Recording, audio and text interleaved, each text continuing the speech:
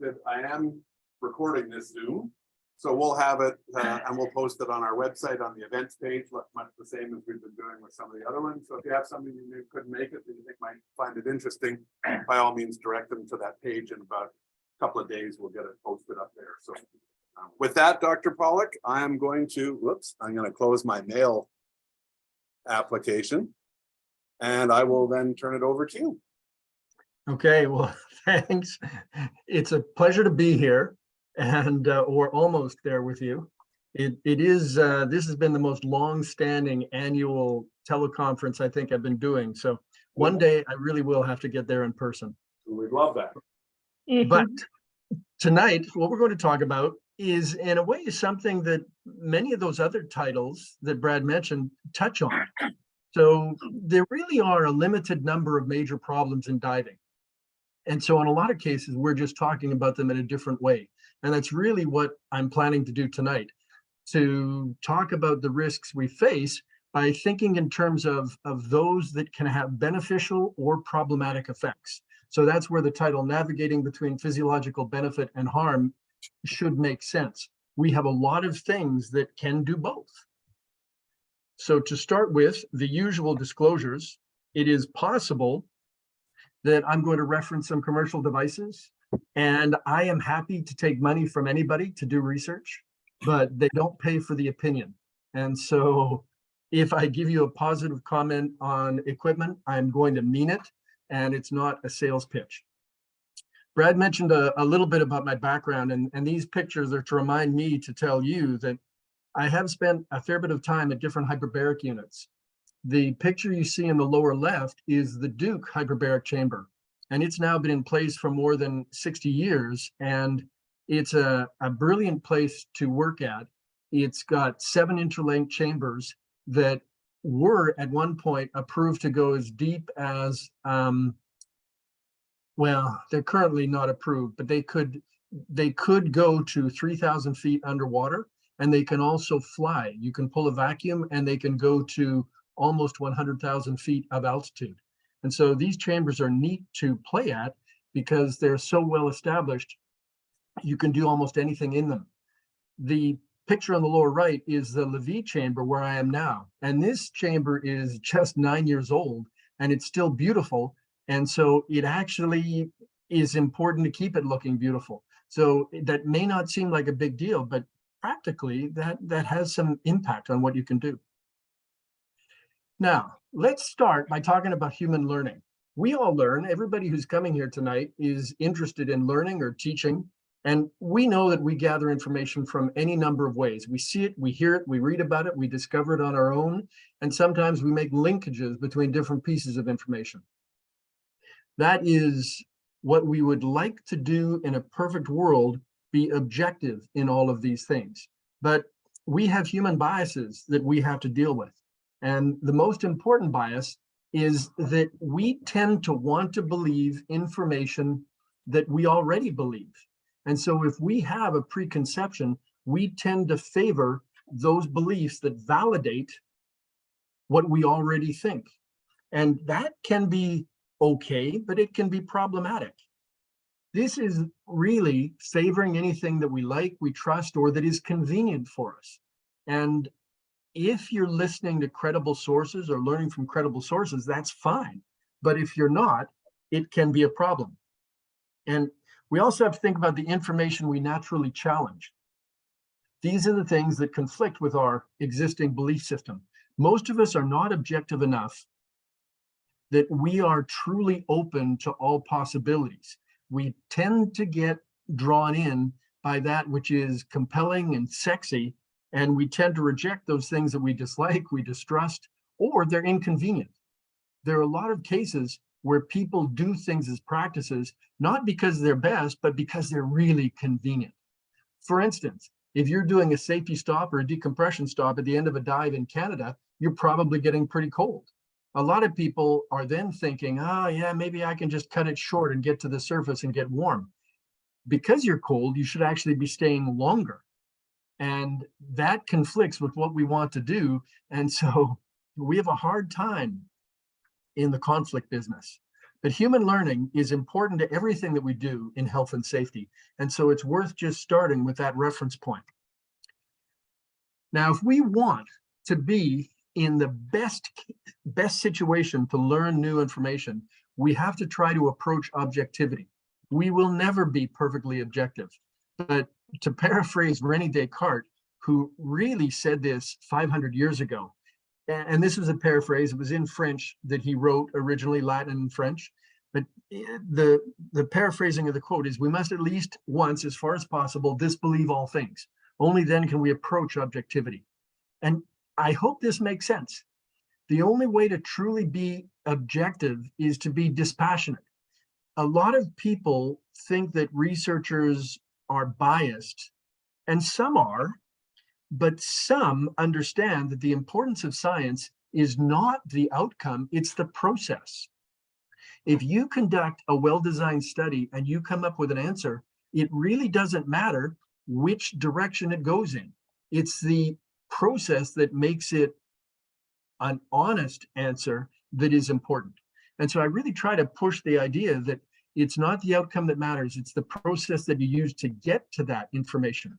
If you trust it, it doesn't matter what direction it's in. And the reason this is important practically, we have some people who get grief, usually on social media, because they change their position. And that's viewed as a failing. And that's actually not valid. If you've got a researcher who's got limited data, but it points in one direction, and she or he supports that because it's based on the available data, that's reasonable. But if new data comes in that's credible, that points in a different direction, and that person changes his or her mind, that's perfectly legitimate. That's the scientific process. That's what we're supposed to do. So we shouldn't fault people for changing their position, as long as every position is based on the best information we have at the time. And then hopefully we continue to collect information so we always are doing better. Now, we have to remember a couple of things that screw us up. The biggest one is Murphy. Murphy is on every dive trip and every hiking trip and every car trip. If something can go wrong, it will, because Murphy is in the background trying to screw things up. And so I want to mention just three things that are important when you think about the implications of belief or practice. The first is law of unintended consequences. And this has been around for more than 100 years. And the idea here is that there are a lot of things that you don't foresee, and they can have more powerful consequences than you might be aware of at the time. And that's a problem. For example, let's use a simple one of vehicles. We may drive a big SUV because we think it keeps us safer. Well, yes, it does. But that also means you're a bigger hazard to the people in the smaller vehicles on the roads. And so you may or may not be thinking about that when you're getting your SUV. But the point is, every time you make a decision to change practice, you have to think about the implications of that change. They're not always as obvious as we might believe. So we have to think about that unintended consequences aspect. The second thing is the law of folly.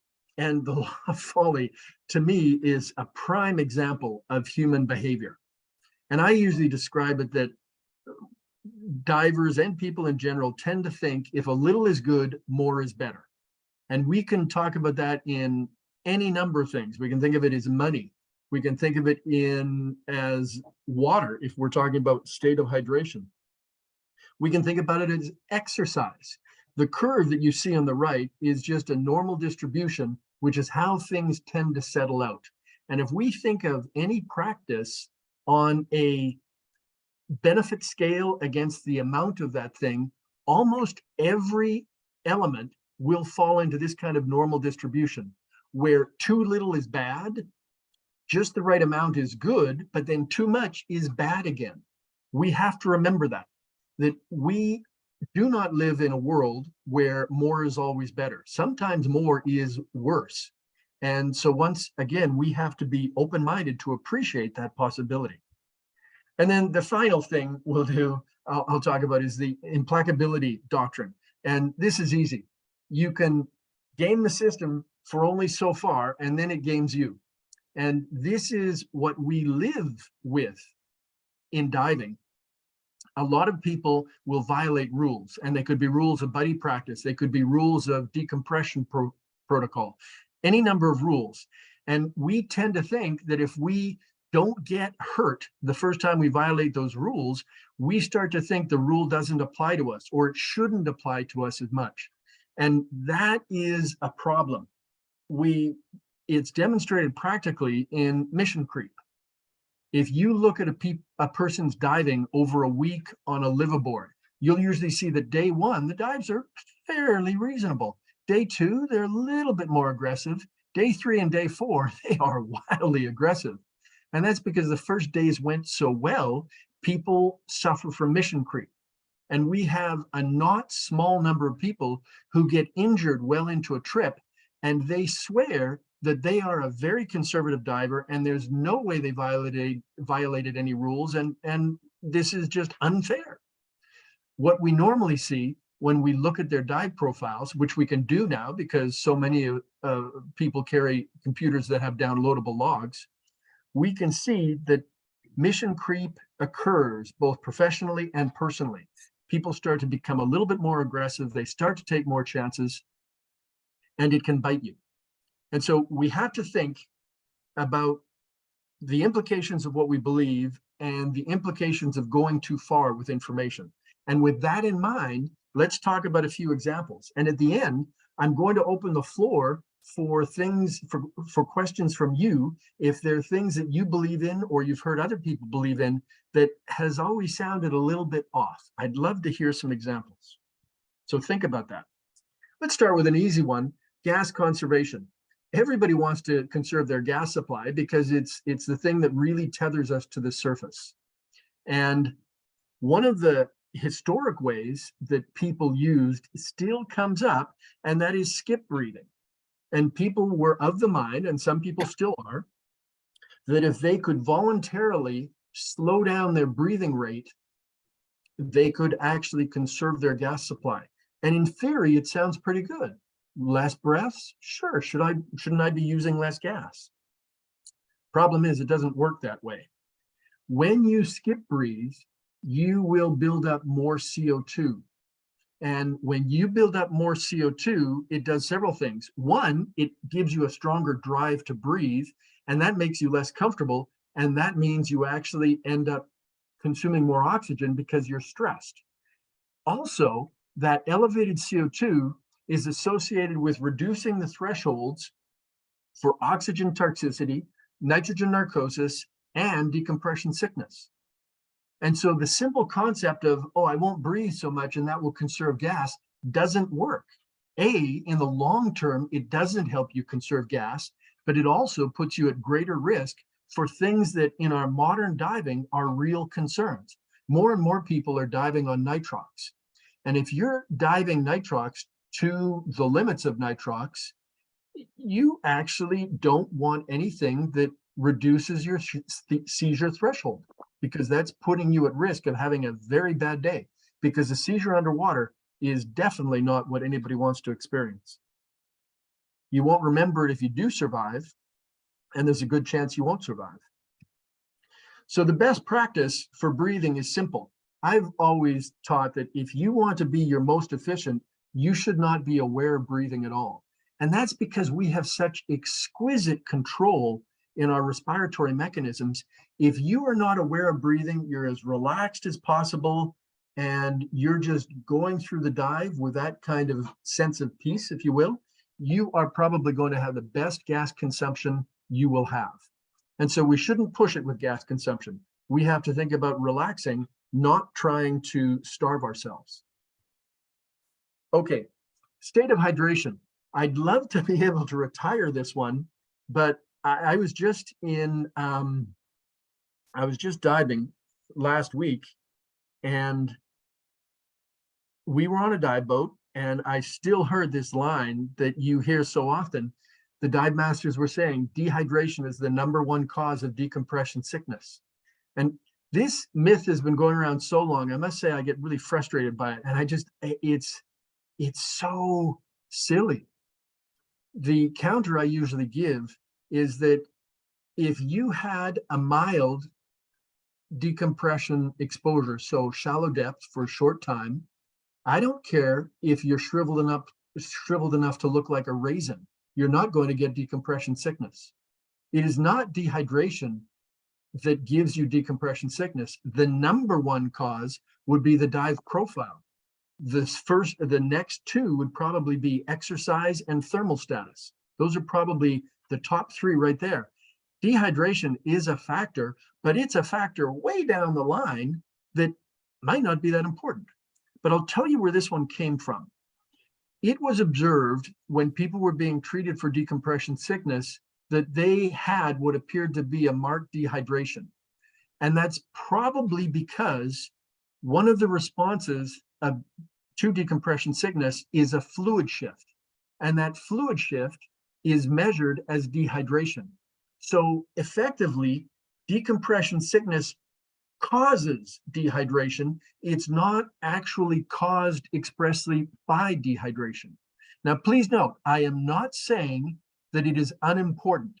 I'm saying it's more often now used as an excuse to justify why somebody got bent, rather than understanding that it's just one factor in many to consider. And so we have to be realistic here. Because if we're not, we push this, and that is, boy, if I fluid load before a dive, I'll eliminate all my problems. And this is a real good example where the dose makes the poison. And that statement, that quote, that's another paraphrasing. It came from Paracelsus, again, 500 years ago. I think he published that in 1538. So this is not new to the medical community. We've known that we have a challenge with virtually all things. Most things that we ingest can either be a benefit or a poison. And fluid loading is a good example of this. If you push it too far, you run the risk of lowering your threshold for immersion pulmonary edema. And this is probably one of the conditions that it's an important condition because it can have life threats, and it's also wildly under-recognized. And so that's a dangerous combination. You've got something that can threaten seriously health and safety, and it's not recognized. The reason it's not recognized is because several factors play into increasing your risk. But one of them that we absolutely control is fluid loading. If you think that drinking a lot of fluid before the dive will protect you, it may or may not help you a bit from a decompression point of view, but what will kill you a lot faster in most cases is immersion pulmonary edema, because it affects your ability to exchange gases. Literally what happens is you drive up your pulmonary artery pressure and you get fluid shifting from the capillary into the alveoli, into the lung space. And when that fluid is in the space, it impairs the exchange of oxygen and carbon dioxide. So you could have good oxygenation in the lung, but it can't get into the bloodstream because of that fluid block. That can be a life threat. So we have to be very mindful of hydration. And the best practice is easy. You should understand that being dehydrated is not good, but being hyperhydrated is also not good. You want to drink enough so that when you wake up in the morning, your first morning sample is relatively clear. And you can see those urine samples on the bottom right. Those are all urine samples from technical divers doing a week of daily deep dives to 90, 100 meters. And you can see the person on the right with a very dark urine, that indicates hypohydration. It doesn't mean that person is dehydrated, because you sacrifice your urine volume to protect your plasma volume. So it could be that very dark urine just means the person didn't have that much reserve to protect plasma volume. But the person on the left is drinking enough fluid that they are peeing almost clear. You want to be on the left side of this scale, but being on the right side does not guarantee in any way that you will get decompression sickness. None of the people with these samples had symptoms of DCS. And it's important to keep in perspective the state of hydration. And I think about this as a seesaw situation. If you are in a dehydrated state, you do have impaired circulation, and this can impair your elimination of gas. So please do not think I am suggesting you should be dehydrated. That would be bad. It also increases your fatigue and reduces your ability to perform, which can be important if things go wrong on a dive. It also will increase your risk of decompression sickness. It's probably a small increase, but it does make a difference. So we don't want people to be dehydrated. At the same time, we don't want them to be hyperhydrated, because when you are, first, you've got to get rid of all that extra fluid. And in a wetsuit, it's a little bit easier. In a dry suit, diapers only hold so much, and then you've got a challenge in that dry suit. If you're doing a long dive, it's a real challenge. I know a lot of people are getting P-valves. P-valves are not a perfect solution because they can fail. They're prone to encouraging infections. They're not a perfect system. They're convenient, but again, everything has a cost. But hyperhydration really does, the biggest concern for me is the increased risk of immersion pulmonary edema. And if you take it to extremes, you can suffer from something called hyponatremia. And we've seen that in some endurance athletes who drink so much water that they are literally making their plasma volume too watery. And it can be a fatal event. It's associated with change in thinking, a loss of mental stability, and it can be a fatal outcome, and has been for a number of people in the endurance community. So what we really want is a euhydrated state. We want people to drink enough so that they are peeing clear in the morning, but that's enough. And I say first thing in the morning, you should understand that the color of your urine over the course of the day is unimportant, because it's influenced by whatever happened in the last 30 minutes. For example, if you put almost anybody in a cool room in a t-shirt for 30 to 60 minutes and then ask them to pee, they will pee clear fluid, because when they're in that cool room, they vasoconstrict and it increases the central blood volume. The heart stretches more, it has to beat harder, and it sends a message to the kidneys saying, we have too much fluid volume, dump it. And the way your kidneys work, they automatically dump everything. Your kidneys are like a garage sale. They put everything on the driveway to sell, and then if you tell it, your kidney will pull back some of the stuff. But the default of the kidney is to get rid of fluid. So when you have that increase in central fluid volume, your body just says, piss it away, get rid of it. And in the day, the color of your urine is unhelpful. The first morning void is the one to check, because that's after hopefully a 6 to 9 hour period of rest. That will give you the best overall demonstration of your normal state of affairs. And if your normal state is towards the left side of that series of samples, you're probably in fine shape. And I'll tell you a secret that a lot of people, I don't drink a lot during the day of diving. I make sure I'm well hydrated in the morning, but I will drink sparingly during the day to control how much fluid I have to get rid of. And I'm not saying that I don't drink at all. I'm saying that I don't overdo it during the day to control the urine production. If you have a nice buffer at the start of the day, you can use that buffer during the day and it will protect your plasma volume. So hyperhydration is not necessary. Okay, that's the seesaw. So immersion pulmonary edema, I hope now I've scared you enough, but let's just review what it is. We see this in swimmers and divers, and it's that fluid shift from the capillary into the lungs that literally blocks gas exchange. And if you look at the classic literature, it says that it takes 20 minutes or more to develop. That's not true in diving. In diving, we have extra risk factors like dense gas and the stress of immersion, the stress of inhaling against a tight suit or tight fitting equipment, and those are risk factors. We have breathing resistance on the regulator, be it closed circuit or open circuit. Unless you're in the perfect trim position, you have the potential for fairly substantial static lung load, which means you're either working hard to inhale or to exhale, which can increase your risk. The symptoms of this are things that you should know because they're not adequately talked about in introductory level courses. When people come up with a cough, little bit of breathing difficulty, or they feel a drag when they breathe, maybe they're coughing up a little bit of blood-tinged sputum, those are all signs that it could be emergent pulmonary edema. You'll notice the one underlined.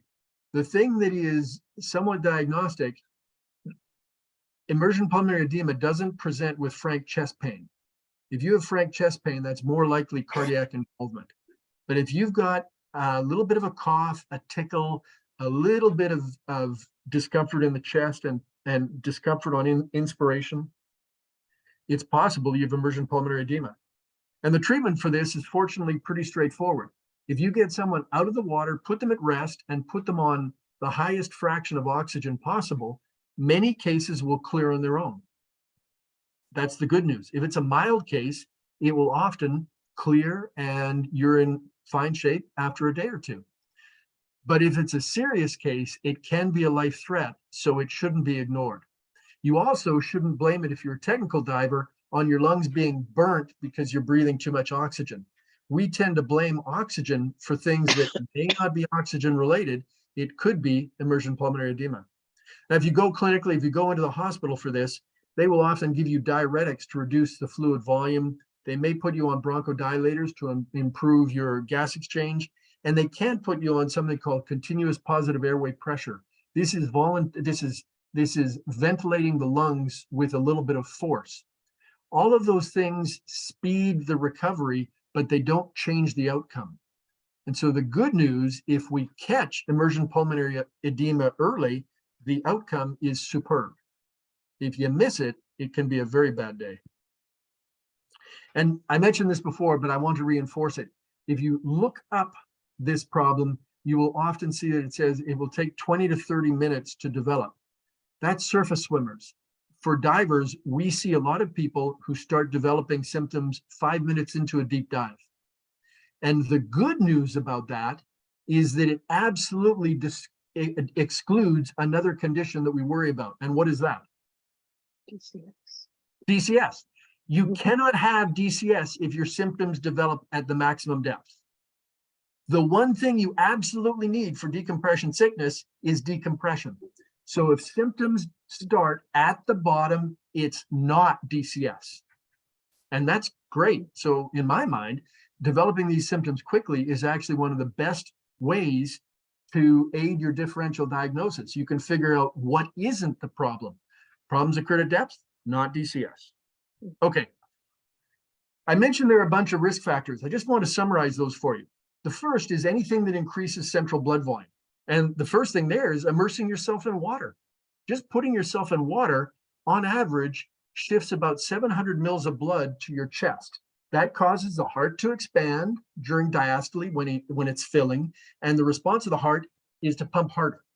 When it pumps harder for more than a few beats, it sends those signals to the kidney saying, get rid of some fluid. We have too much fluid volume. And so immersion alone is a risk factor. Hyperhydration can be a pretty big risk factor.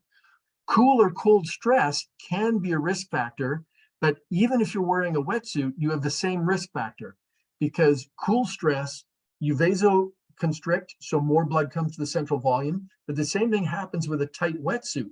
But in addition to more central blood volume with a tight wetsuit, you also have resistance to fill your lungs. And that's the second class.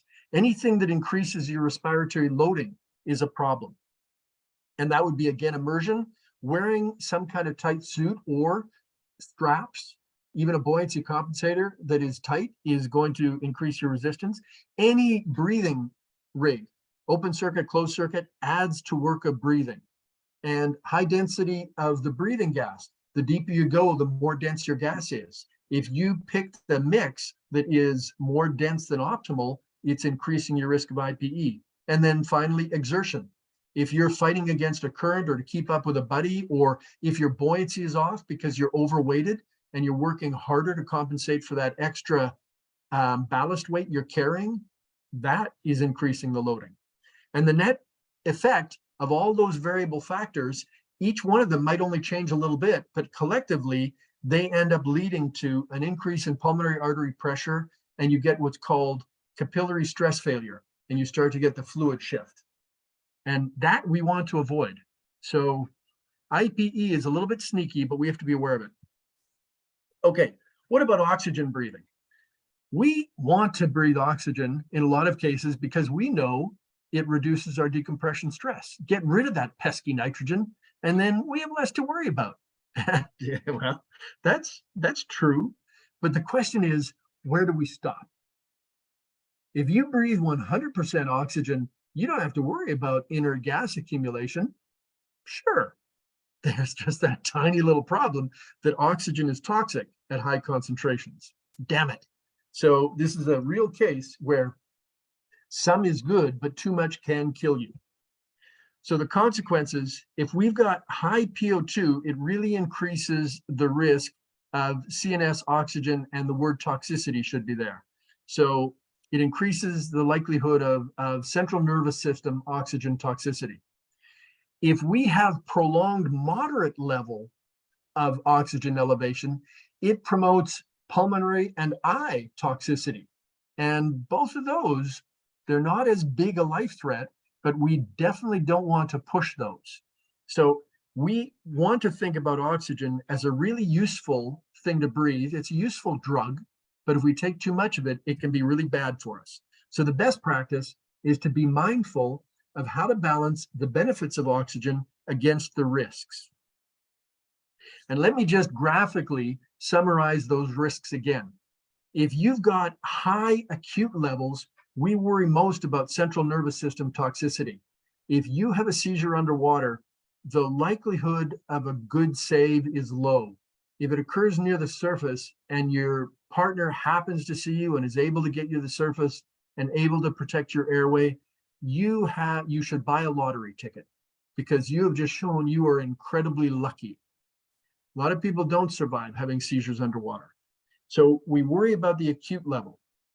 Pulmonary toxicity is a little bit slower to develop, but it is a strain on our lungs. We don't want to push that. And ocular toxicity comes in two forms. The first is a hyperoxic myopia. You actually will have people, particularly technical divers, who are breathing high PO2 mixes for several days of diving. They will develop a shift in their focal point of their vision. And so they will actually find that their vision either gets a little bit better or substantially worse. The good news of this is it tends to be completely reversible. And so after several weeks, your vision normally goes back to normal. There's another concern that's actually more important to me, and that's cataract promotion. Most of the evidence we have is anecdotal, so it's based on a limited number of cases. But there are some pretty clear examples of people who were exposed to high partial pressures of oxygen, suddenly massively developing their cataracts. And cataracts, that's the cloudiness you get in your lens, which can basically make you almost blind. Now, the good news is we can replace those lenses fairly easily. It's an easy surgical procedure to replace the lens. And if you do have an artificial lens, it is not at risk of cataracts. And so this is something we can solve, but at the same time, I would much rather wait before somebody has to operate on my eyes than to get it done prematurely. And so you have to be mindful of the downside of oxygen. And remember that these evolve based on your pattern of exposure. If you have high acute levels, your acute risk is high, but lower but chronic exposure still has implications. So oxygen is not a free gas. It doesn't solve all problems. And this slide, I don't want to belabor, but I want you to understand how complicated central nervous system toxicity can be. It's not a simple, oh, here I'm safe, here I'm not safe. And so let me demonstrate. High partial pressure of oxygen increases your risk of CNS toxicity. It reduces the threshold for that. What drives it? Well, if you have high PCO2, I mentioned that before. If you're skip breathing, or if you've got a lot of breathing resistance, or you have a high dead space volume in your mouthpiece, you're rebreathing some of your own CO2. That high CO2 reduces the threshold, which increases your risk of developing a seizure. If you're a CO2 retainer, your risk goes up. And a lot of divers, people who have been actively diving for a number of years, there is a better than even chance that they will prove to be CO2 retainers. So they will retain a slightly higher level of CO2 than a non-diver. That increases your risk somewhat. Exercise increases your CO2. A lot of people aren't aware of it, but the CO2 level in your blood is absolutely linearly related to your exercise intensity. So the greater the intensity, the absolute greater the amount of CO2 in your blood. And that's a risk factor for both decompression sickness and oxygen toxicity. Exercise may have a direct effect that we don't know about on CNS toxicity. So there's still work to be done here. If you're on a rebreather and your scrubber fails, either partially or completely, you have a huge problem with CO2, which is putting you at major risk. And again, that's whole, that's partial. And we did a little bit of work on this and demonstrated how easy it was for divers to have no idea whether or not their scrubber was working. Some people think that a 5-minute pre-breathe will let them know if their scrubber is working. It's not true. You have a lot of people who are insensitive to CO2. Their CO2 levels can climb a lot and they're just not aware of it. They're incapacitated, they're not thinking clearly, and they're unaware. So we have to be really careful with rebreathers that we're not breathing on a system that has an insufficiently functional scrubber.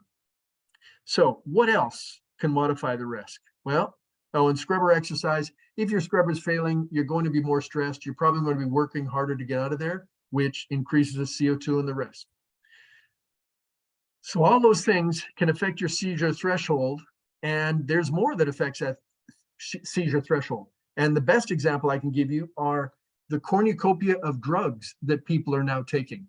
One of the things that we have the absolute weakest handle on in diving medicine is the impact of different medications. And that should be understandable. Divers represent a small fraction of the community, and the research dollars are limited and the time is limited. We have no idea how most drugs react to hyperbaric exposure. That's the reality. But we do know a number of them, which I've listed here, reduce the seizure threshold. For some reason, I'm tongue-tied this evening. My apologies. And you'll notice on the back of that, we've got some drugs that are longtime favorites. If you're using drugs for erectile dysfunction or cannabis, they're both associated with a lower seizure threshold. So not compatible with smart diving. And there are other things that can affect your risk. Being fatigued, sleep deprivation. If you've got a fast cycling strobe light, it can induce seizures, and any number of endocrine or metabolic irregularities. And so again, I don't want to belabor this, but I want you to understand that we throw things out like seizures can occur. You have to understand that there are a lot of risks that people may have and may be able to adjust. So you have to think about how can you adjust a bunch of things just a little bit in the direction of safety to improve your overall safety a lot. And we can do it. We just have to be thoughtful and knowledgeable and honest with ourselves. Too often we try to lie to ourselves for convenience. We're back to those opening slides. You have to stop that if you have the urge to do it. Okay, so how do we balance? What's our balancing act for oxygen? Well, it's pretty simple. If we want to keep our DCS risk high, we do reduce our oxygen toxicity risk. We do reduce our likelihood of both CNS and pulmonary toxicity and ocular toxicity. So if we get rid of the oxygen, we've got a higher DCS risk, but less other toxic things. If we want to reduce the DCS risk, we have more risk of O2 toxicity. So there's a balancing act in there. We want to be smart. And the number you see at the bottom is what I would call a pretty good safe limit. And that is that 1.4 atmosphere PO2. You want to, I think, respect that as a limit. In the research that's been published to date, we see that frank seizures occur once you're at a partial oxygen pressure over 1.3. So beyond that, you have an increasing risk.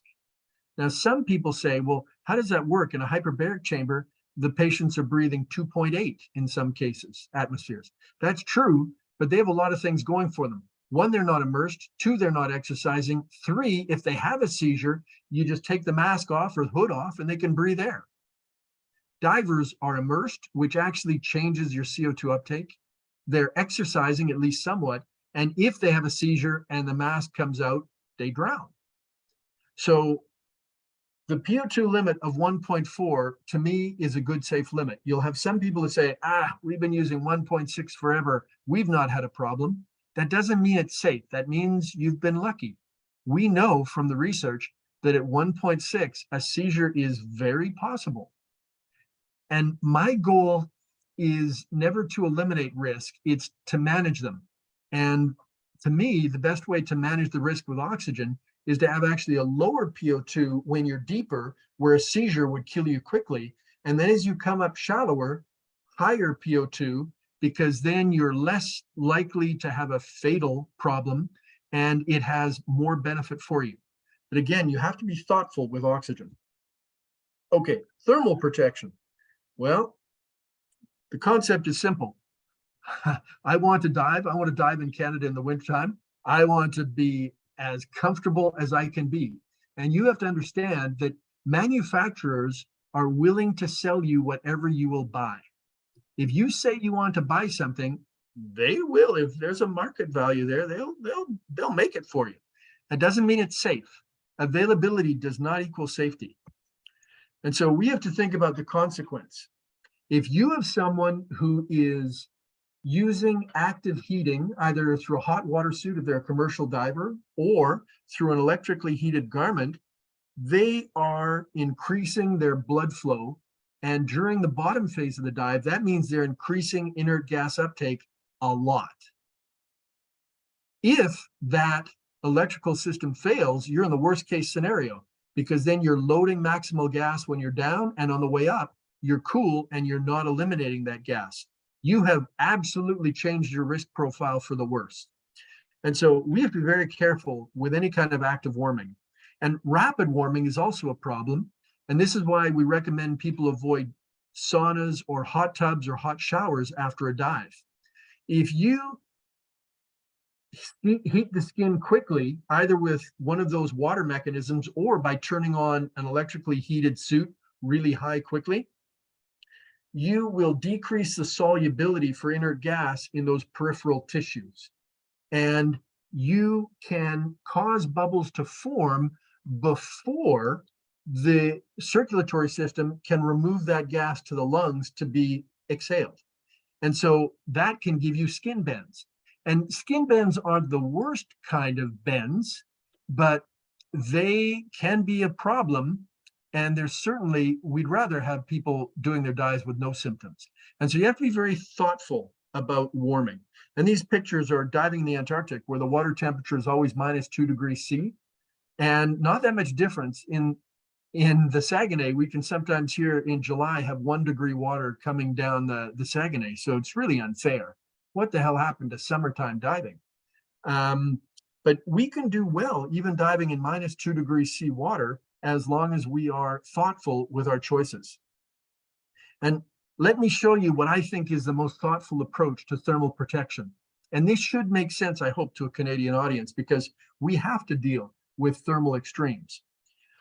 What a lot of people want to do is take a comfort-focused approach. They say, gee, if I'm super comfortable, I'll have no problem thinking and performing, and life is good. And if they think about decompression stress at all, it is an afterthought. That to me is a hazard. The safety-focused view for me starts with concentration and performance. You have to have enough thermal protection that you can do the dive, either working or recreationally. You have to be protected enough that you can do what you need to do or want to do. But then the next consideration should be, what are the implications on my decompression status? What is the decompression stress component? And the last thing, which should be an afterthought, is comfort. And I know that people don't like that, but there's a bit of a price to pay. I mean, it's wonderful to get into the world, and But if you want to be completely as comfortable as you would be in your living room, you're generating some risks. So I think absolute comfort should be the afterthought. We need to think about how to do the job or do the task, and then we need to think about how to make ourselves safe from decompression stress. And that's enough. And here's how I'm going to try to justify that position for you. And you may have seen this before if you saw the lecture I gave on thermal status, but this is an absolutely brilliant study, so it's worth reiterating. This is a study that was done by the US Navy in Panama City, Florida. And they have a wet pot that's huge. This is a hyperbaric chamber that they can fill with water. And they're able to change the water in it quickly enough that they can change the water temperature fairly fast. So this was a fairly deep dive. It was a dive to 37 meters, and they spent 30 minutes on the bottom.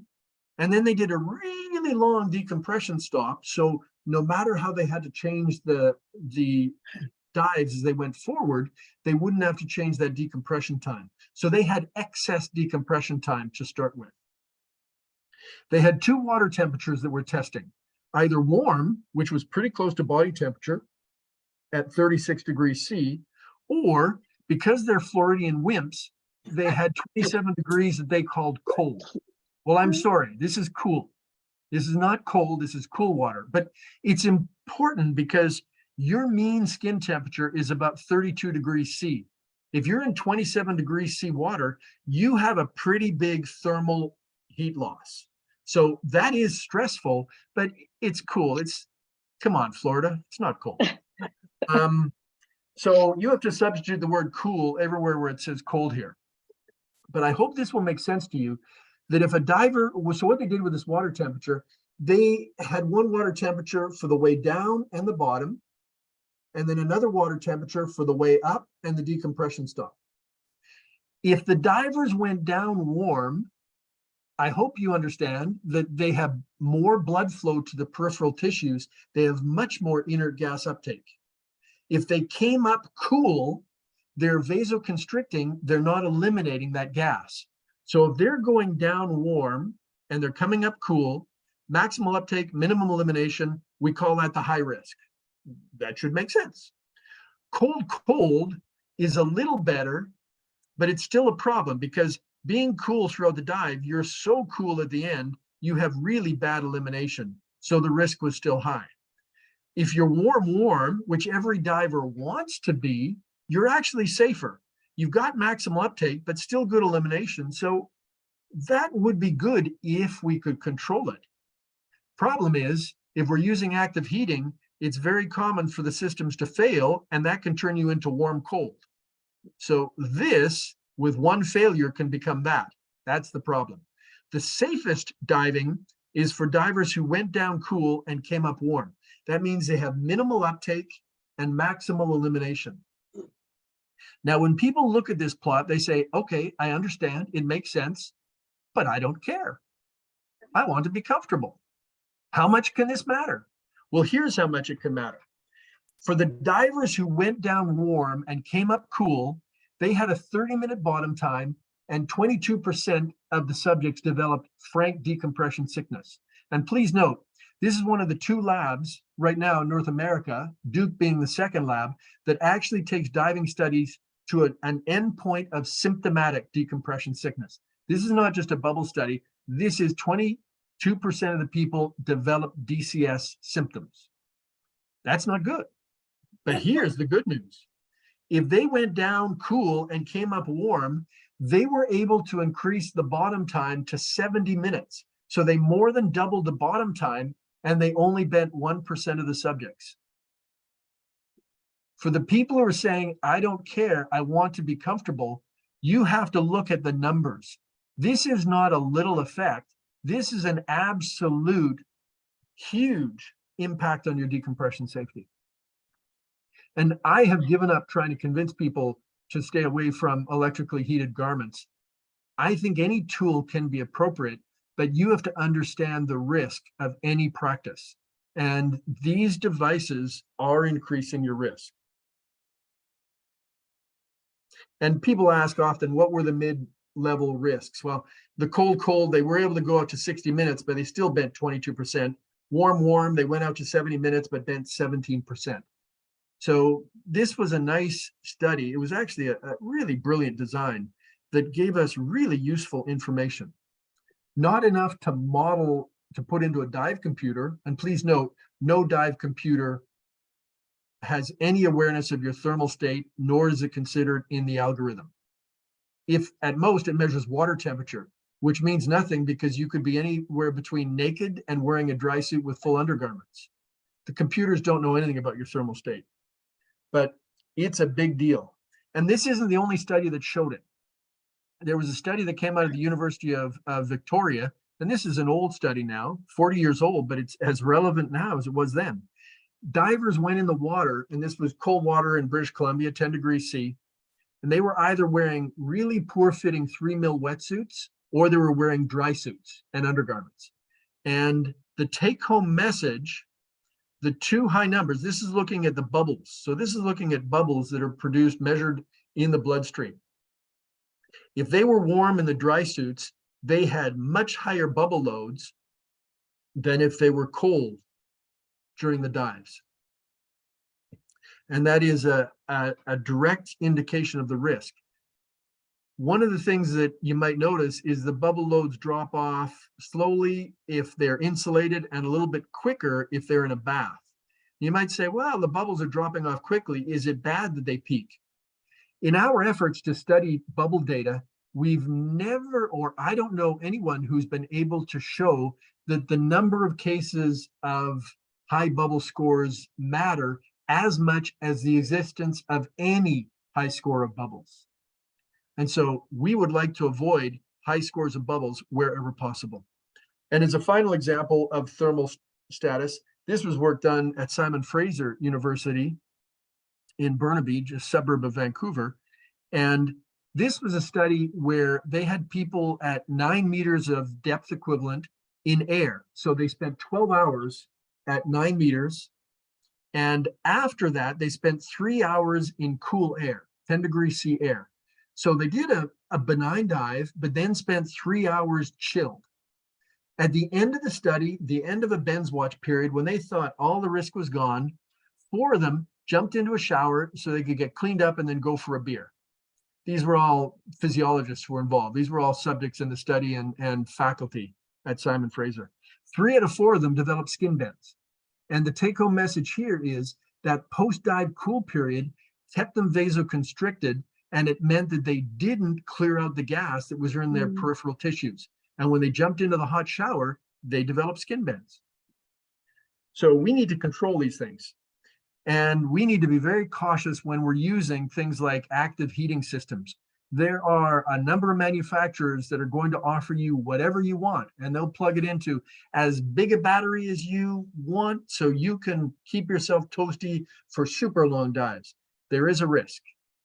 I'm not saying you shouldn't use it, but I am absolutely saying that you have to understand that none of the manufacturers have yet decided to be candid about the implications that these active heating systems can have on decompression status. And that to me is not cool. I know, bad pun, what can I say? So we have to be smart for ourselves because the manufacturers are giving us the tools we ask for, not necessarily always the safest tools. If you're going to get one of these systems, I would encourage you to think about one that has multiple settings. And then the safest way to probably use it is to have it off or at the very lowest setting in the first part of the dive.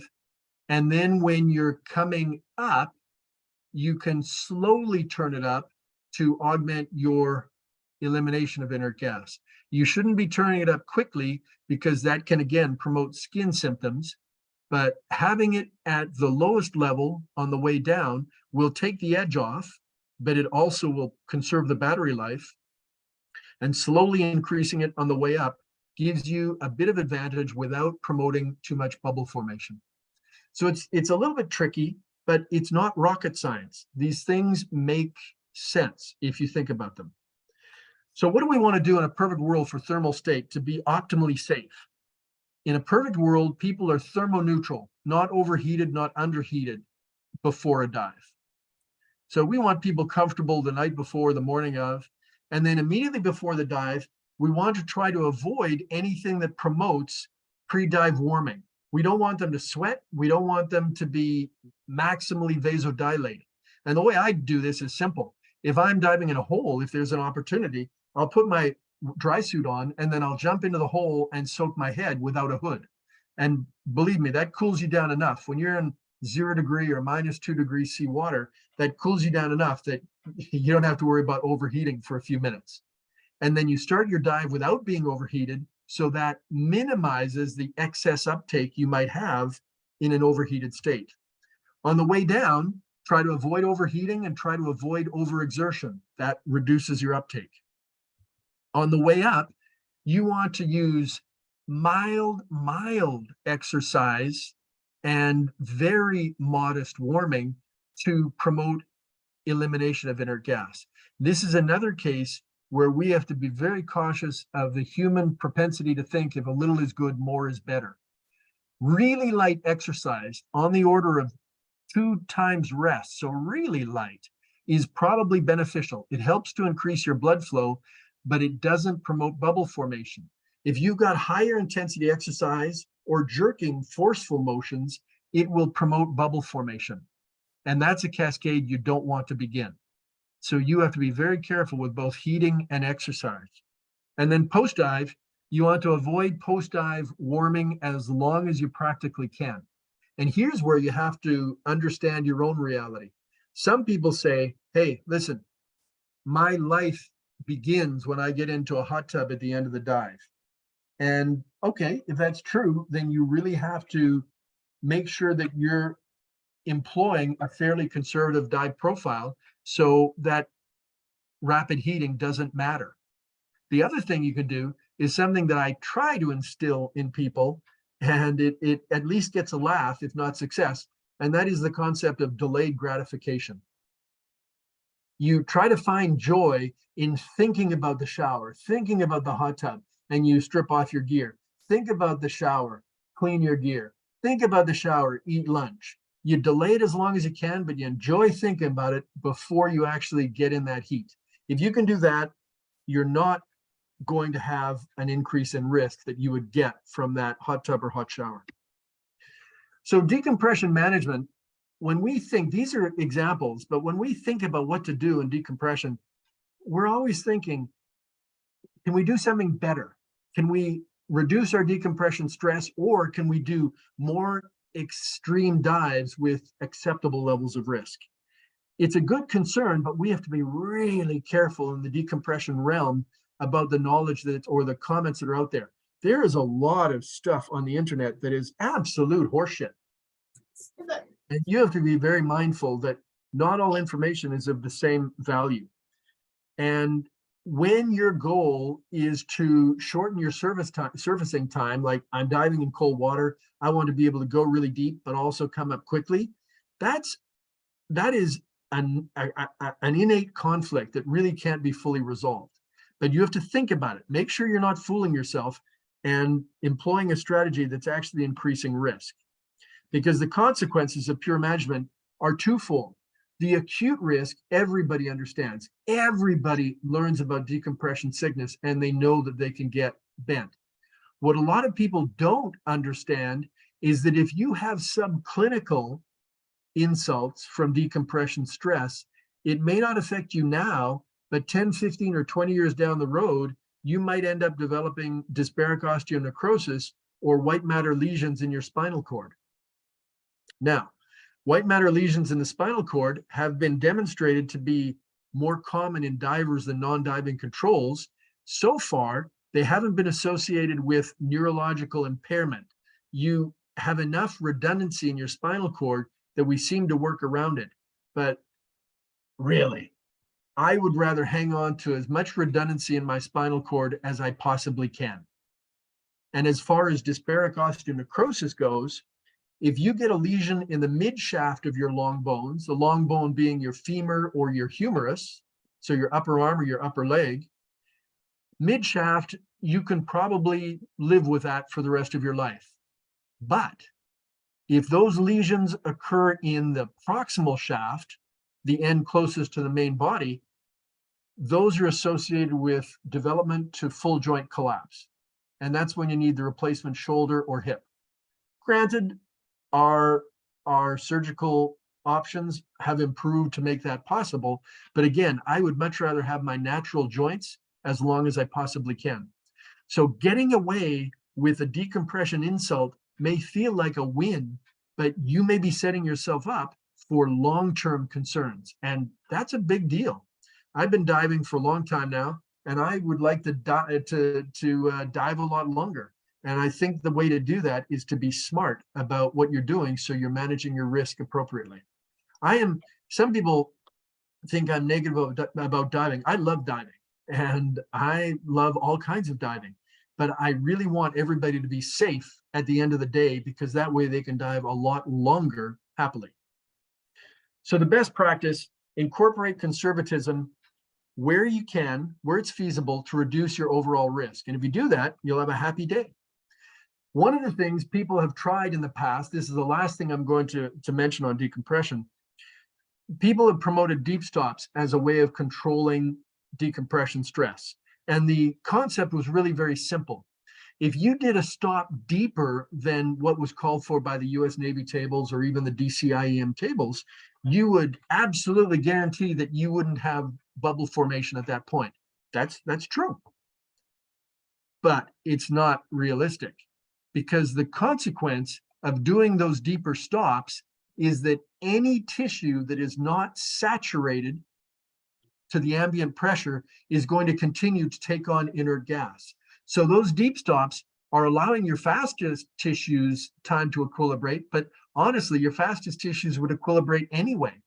Your slow tissues are going to continue to take on more inert gas. And so what that deep stop does, it stops bubble formation at a point where bubbles would never have formed, but it increases your decompression stress as you come shallower. So deep stops have been tested. The only early positive studies had very major flaws in the design.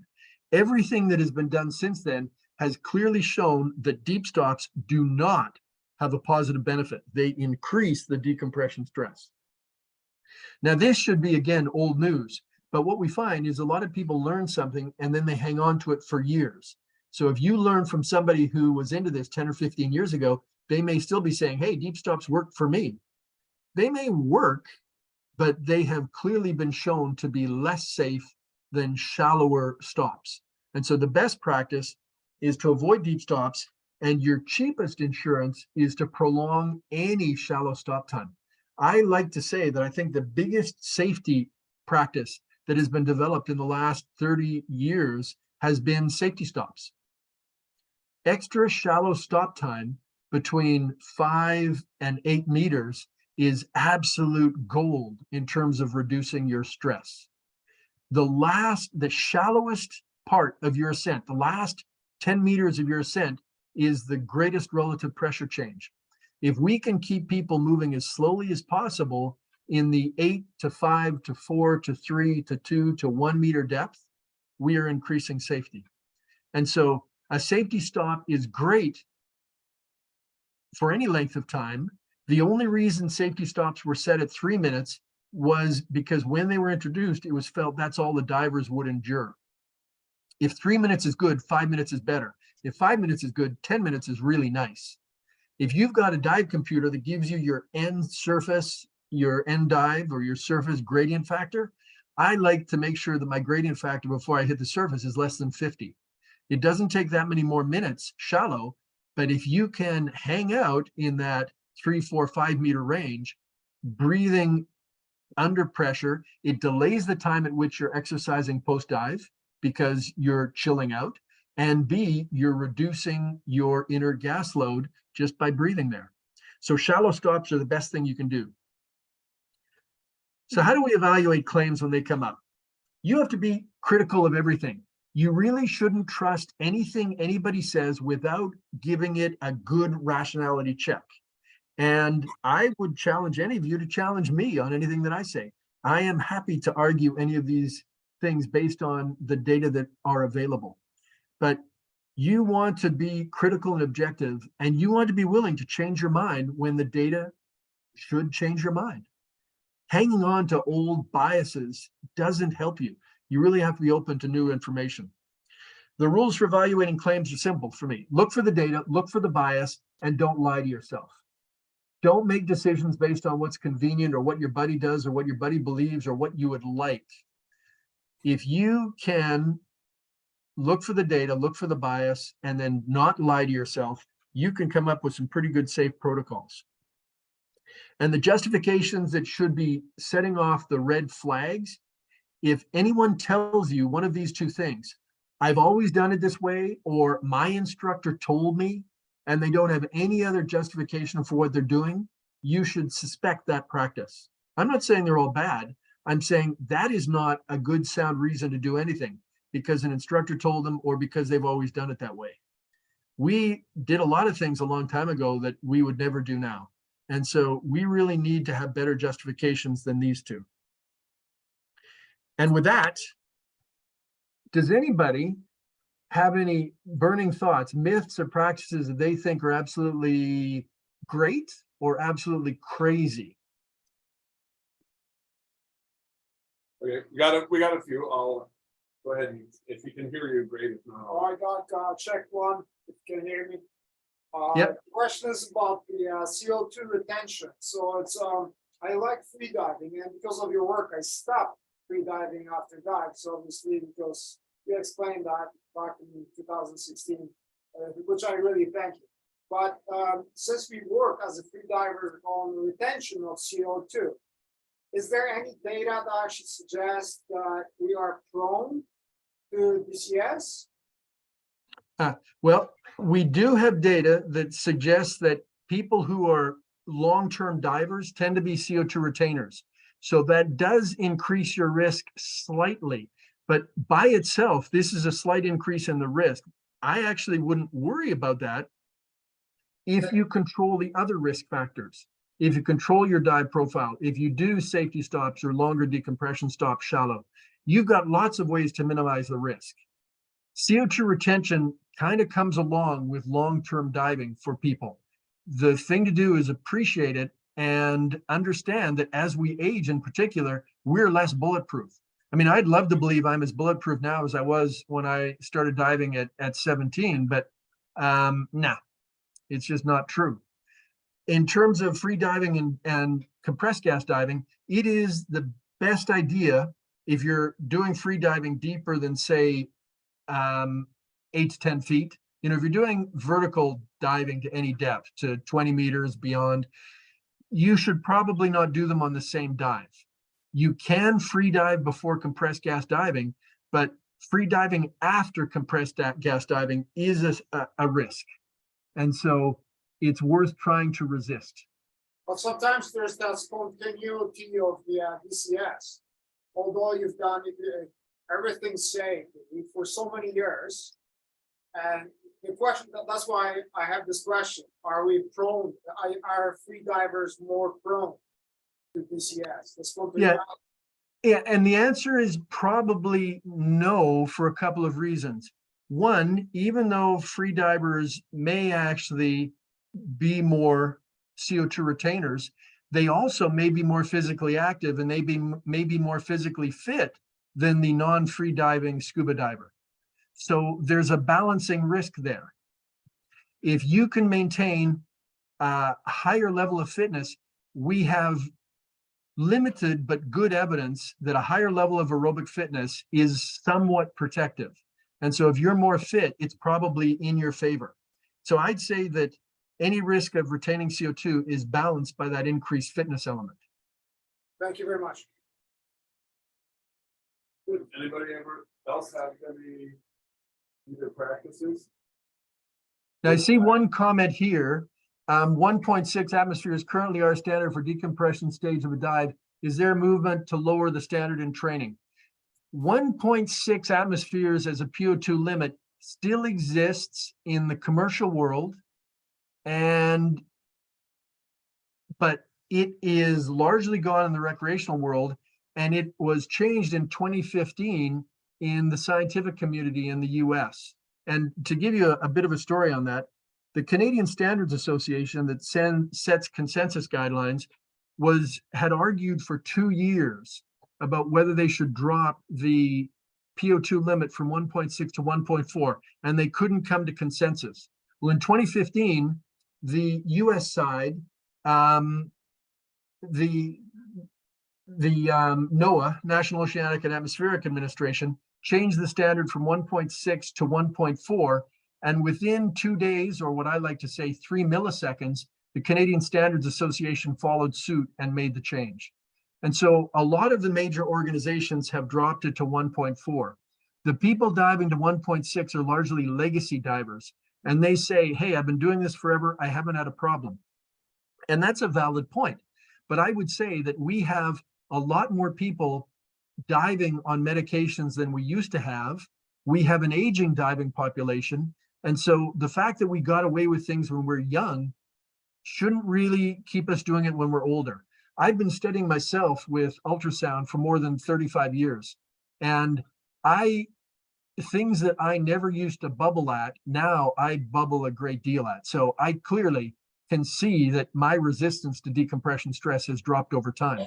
And that's a reality. You either get old or something worse happens to you. You know, we have to live with aging. So I would never use a set point now of 1.6. On a rebreather, I would push it to 1.4, and if occasionally I wanted to manually boost it to 1.5 at the shallowest setting, I would, but I would not run a 1.6 ATA set point anymore.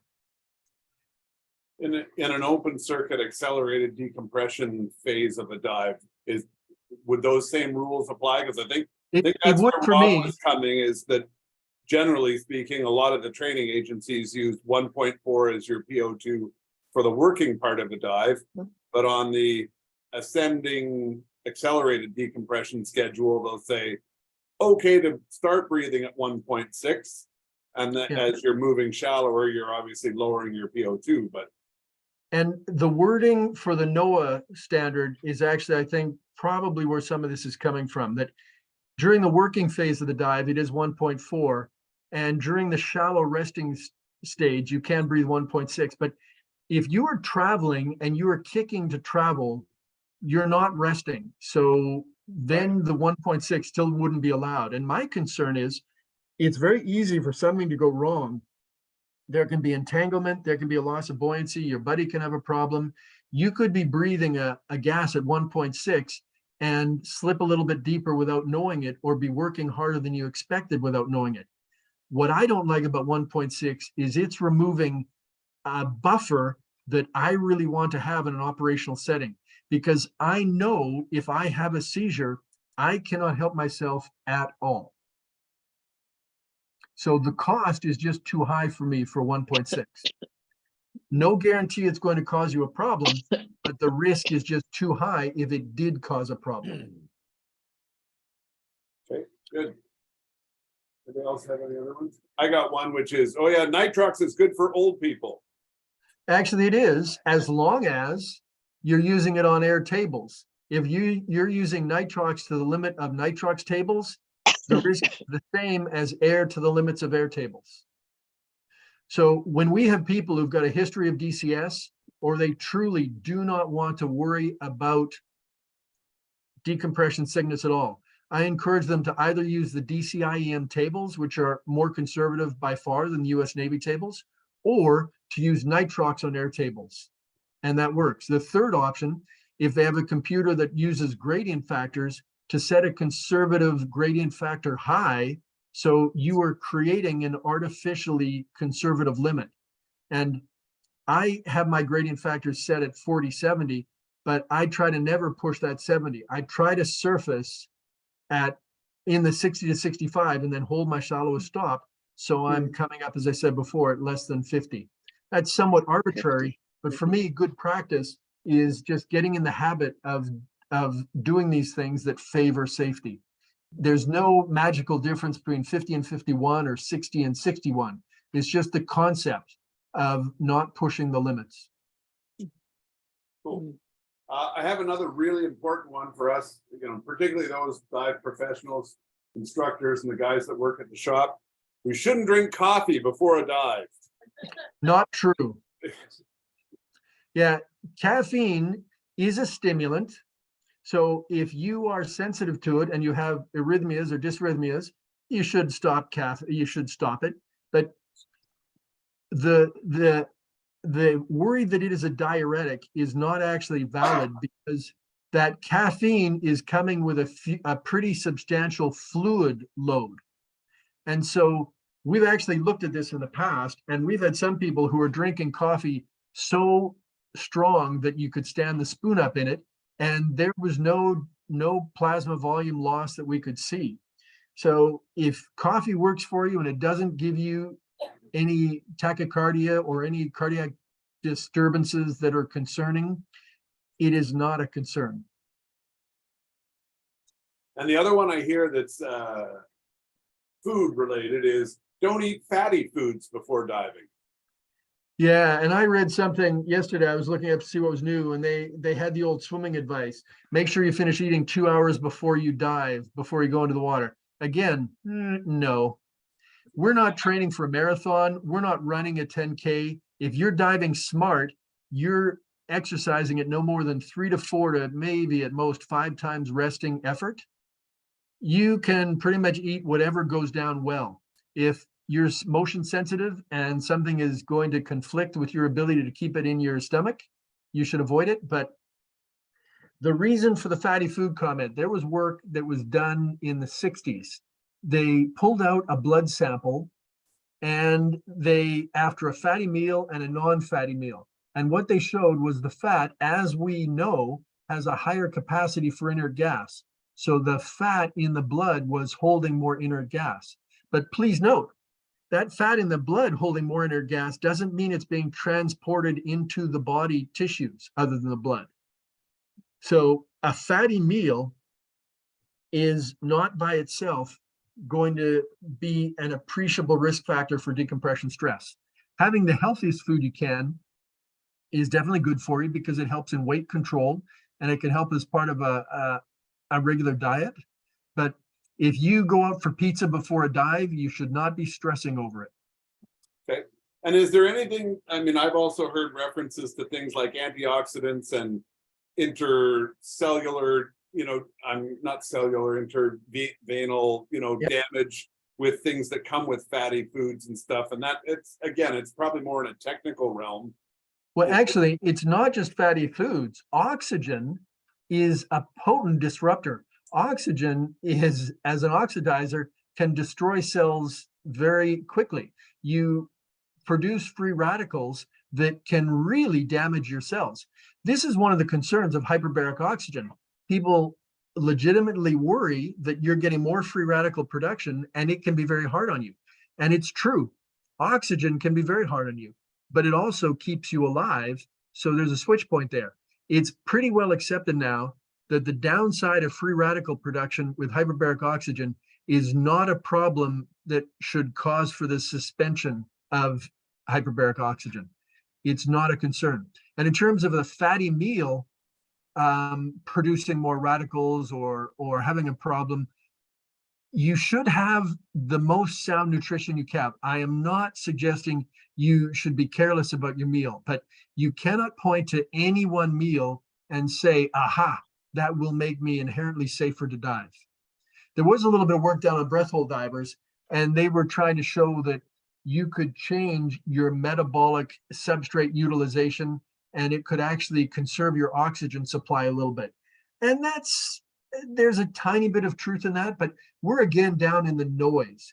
The real reason you should control your diet is to maintain your overall general good health. And if you control your diet to maintain good health, if you have the occasional slip before a dive, it is absolutely irrelevant. Dr. Pollack, I have people that come into the shop and they ask me questions about decongestants.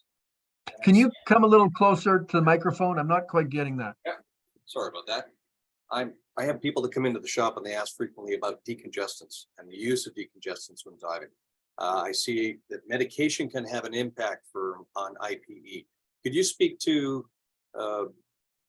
that concern and what the impact would be if people properly or improperly use that type of medication? That is a great question. And this is one that is important. A lot of people want to use a decongestant because it makes it easier to equalize. In fact, it used to be standard to give patients in the hyperbaric unit an antihistamine to make it easier for them. We no longer do that because of a couple of reasons. Most important, after you've used decongestants for 3 or 4 days, you increase the likelihood of getting a rebound congestion. And if you get a rebound congestion that occurs during a dive, you're increasing the likelihood of a reverse block, which is really bad. Because if you can't equalize on the way down, you can usually abort safely. But if you get a reverse block and you can't come up easily, you have no choice but to come up, which can cost you an eardrum. Good news, when you rupture an eardrum, they tend to heal without complication after about 6 weeks with no problem. A little bit of scarring, but no problem to hearing or the ability to dive again. But my position is pretty simple. I think that we should do a better job teaching students multiple ways to equalize to ensure that they are optimizing their equalizing techniques, and then trying to stay away from decongestants as best we can, because they are changing, potentially, depending on what you're using. They can change your seizure threshold, they can change your sensitivity to motion, and some of them have untested interactions with the hyperbaric environment. So I tend to try to work hard to give people alternatives to those decongestants. Great question. The other one that you hear frequently is 5-minute safety stop's always better than a 3-minute safety stop. That's true, 100% of the time, unless there happens to be a boat that chews you up in the 4.5 minute. Yeah, or you have no air left, somebody said. Yeah. Oh, well, actually, no, I want to talk about that. This is one of the things NOAA didn't change. They have, in my mind, a very silly rule that if a diver comes up with less than 500 PSI, they are taken off the dive roster. I think that is the most asinine rule I've ever heard. The reason we surface with a reserve is so we can use that reserve. If you come up to your stop and you realize you were working harder at the bottom, or you were more stressed, or you were deeper, whatever, that's what that reserve is there for. So I think that, no, you shouldn't run out of air, but if you have to run down to 300, even 200 PSI, it's a good idea to make sure your gauge is accurate, but I think you should be using that air to make sure that you surface safely.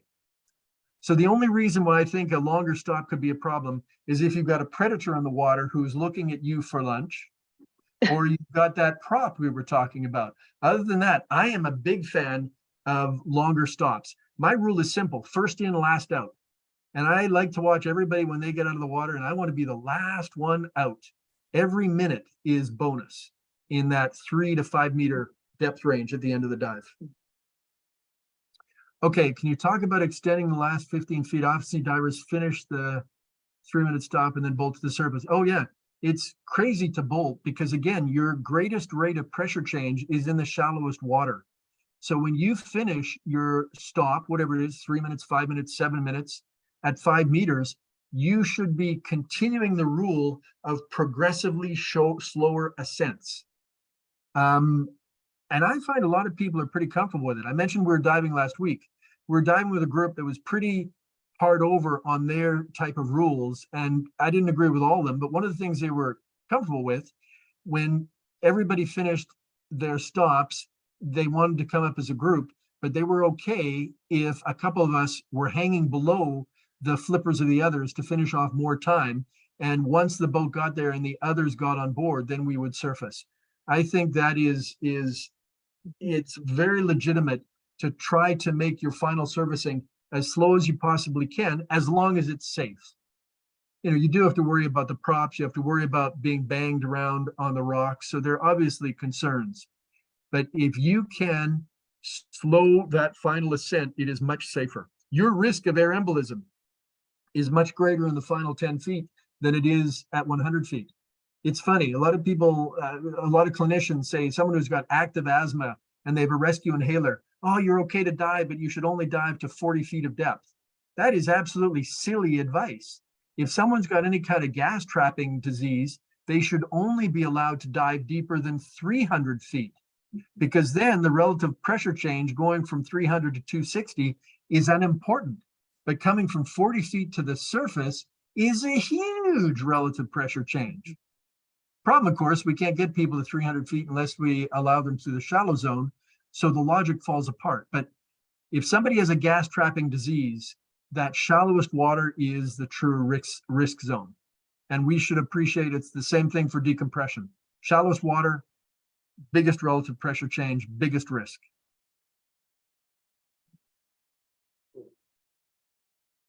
Okay, you guys are on a roll. We've got another one here. Last Okay. one, doctor. So after dive, we basically do not exert, you relax, the breathing is normal.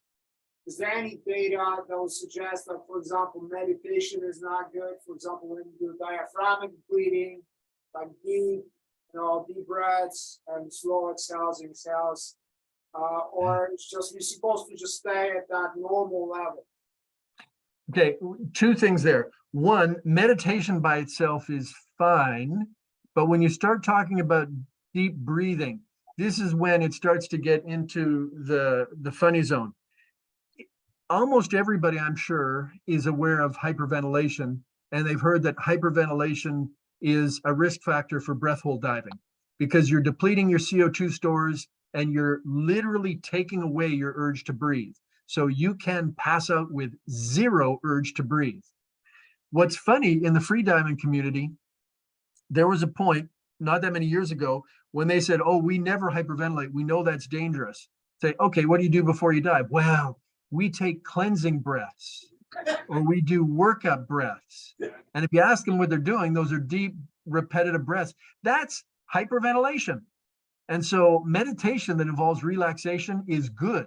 But if you're starting to talk about doing deep cleansing breaths, you're blowing off your CO2, you're not actually doing yourself necessarily a big favor. So if you want to off gas optimally, if you're in a warm bath, lukewarm or slightly warmer bath, supine, laying on your back, you've got the best balance in your lungs. There's something called VAQ mismatch, and that's the gas that's flowing to the alveoli and the blood that's flowing to the same alveolus.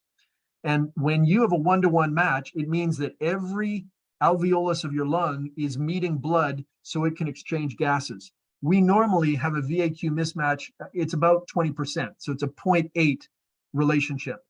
If you're in a warm bath, laying on your back, breathing easily, you've got as close to a VAQ of 1 that is possible, and that's giving you the best elimination. So relaxation, lying on your back, staying in the water, you're delaying exercise, you're allowing more time to get rid of inert gas, that's all good. But the hyperventilation part, not worth it for me. One last one that came up. Is there any evidence to suggest that the best position to put somebody in for a recovery position that might, say, have a DCS event or something like that, left side versus right side? Yeah. Now, some of you, I don't know how long people have been diving, but if you go back to the 80s, people were promoting the Trendelenburg position, where you would lay them on their left side at a 30-degree downslope. And that was with an intent of keeping bubbles from going to the brain. And while that might have worked, by putting them in a 30-degree head down tilt, you were actually getting more swelling in the brain. You're basically getting too much fluid congestion in the brain. So the Trendelenburg position has gone away. Now, left versus right, there are two things to consider. One, the lung that is lower is under more strain because there's more tissue mass on it, which is creating a bit of a burden. The second thing to consider, if perchance you had a patent foramen ovale, it is possible in a theoretical world that you could have extra bubbles passing if you were the wrong side down. So I'm sorry if I'm going off. Let me make it simple. There is a theoretical benefit to being left side down, because then if there was any crossover from the heart, it would favor bubbles going to the right side, which would then be sent to the lung where they would be removed. There's no theoretical advantage for putting someone right side down. And since the right heart is weaker, having the heavier left heart on top of it, you're actually putting a little bit more strain on that weaker right heart. So left side down, if you have the choice, is a good default. But remember, I said both of those were theoretical concerns. The absolute benefit of that is probably pretty modest. So if someone forgot, it's not something you should stress over, and you shouldn't be disturbing your patient too much to roll them. But as a matter of course, all things being equal, I would prefer left side down. But it's mostly a theoretical benefit, a modest benefit. And in terms of what angle to put them at, having a slight head down position makes sense, because if they do vomit, it will allow them to clear. Putting them in a left lateral position is beneficial because it's a lot easier to keep the airway clear. If you're bringing them up a beach, having them leaning slightly on the downslope just makes it easier to protect their airway. But if you forget and they end up right side down, don't stress over it. That will not be the straw that breaks the camel's back in a reasonable reality. Okay, and then I guess the last one, just for your books, is I shouldn't buy that conservative dive computer because I want to maximize my bottom time. Yeah, well, this is where Darwinian logic promotes survival of the fittest. Yeah, if you buy your computer because it's the color that matches your equipment, or because it's the most liberal, more power to you. That's why hyperbaric physicians still have a job, because they need people to treat. So I think that we've got some good options out there for computers. I think the Buhlmann algorithm with grading factors allows divers to choose their risk level. And I think that's a very empowering tool. But there are certainly some people who promote accelerated decompression. I don't know how many of you remember Rob Stewart. He was a Canadian filmmaker who died in Florida. The guy he was diving with, like so many people, thought he was smarter than everybody else. And so he was promoting high gradient factors and really accelerated surfacing. And odds are the symptoms that caused Rob to lose consciousness, and in fact, this guy to also lose full consciousness for a brief period, was that accelerated decompression. And so that little loss of consciousness at the surface with a rebreather that became negative caused Rob to sink to the bottom, and he died. Accelerated decompression sounds really good. People like to believe they're smart, but you can't fool physiology that far. Physiology is much smarter than you are. And so you have to learn to live with it. You can't game it too far. All right, any other questions from either our online folks or, oh, there's a couple in the back here. Go ahead. Going back to the IPE, with that, can you have it underwater and go through it? Can you come closer to the mic? I got it. Can you have an IPE underwater and like work through it, or is this something that when you feel symptoms you should immediately go to the surface, or will people come out of a dive and not even realize they've had it and just sort of say, hey, it was a bit uncomfortable? That's a good question. You can experience underwater, and if you're calm, you can live with it.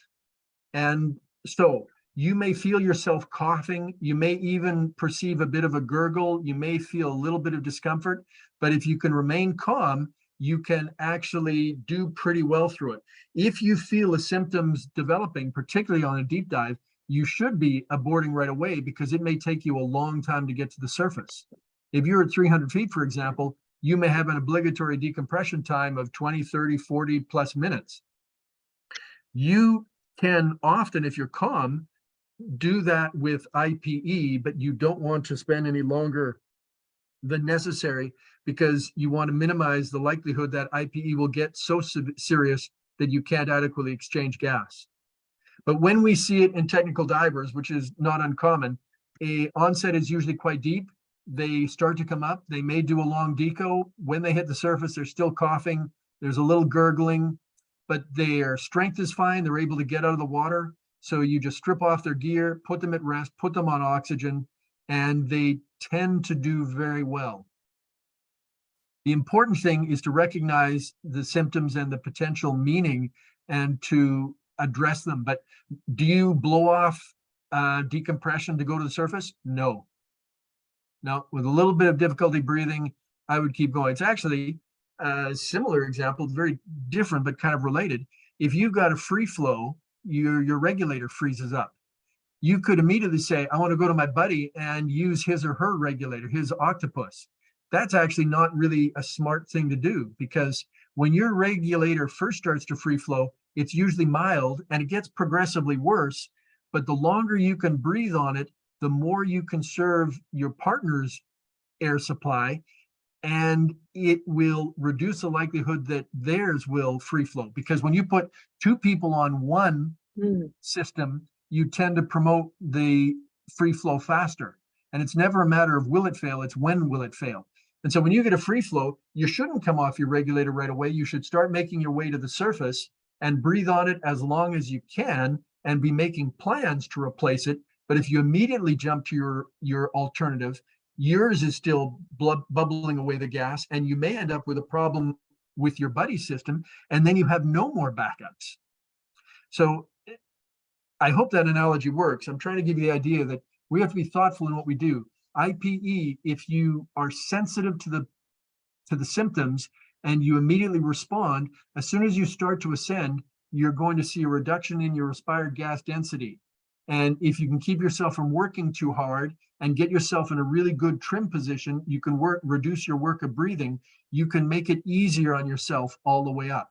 And even though you're compromised, you can still do the decompression profile you have to make sure you hit the surface safely. Good. And then you manage it with surface O2 and rest. Okay, good. Next question. Good. Anybody else online? Cool. Well, I think that that wraps our time up. Just want to say, Dr. Pollack, thanks again for joining us. As always, informative, entertaining, some thought-provoking things in there for us to think about. We want to extend our great gratitude again for you joining us on a Wednesday night here. And well, we'll look forward to next year's fabulous topic as we work through that. But I've got another couple ideas. I'm going to send you a note after this on some things that I'd like to hear about. So, but thanks again, everybody. Let's again a round of applause. All right. Well, thanks, everybody. It's always a pleasure. I appreciate it when people are interested, because diving is a fun life. And I hope everybody has a long and safe practice of it. Cool. I know you always like to know numbers. So we had 20 people here in the classroom, and you had, I think, 11 or 12 online. So a little over. Very good. 30. Yeah. All right. Awesome. Well, thanks again. And we'll talk to you soon. Okay. Take care, everybody. Cheers. Bye.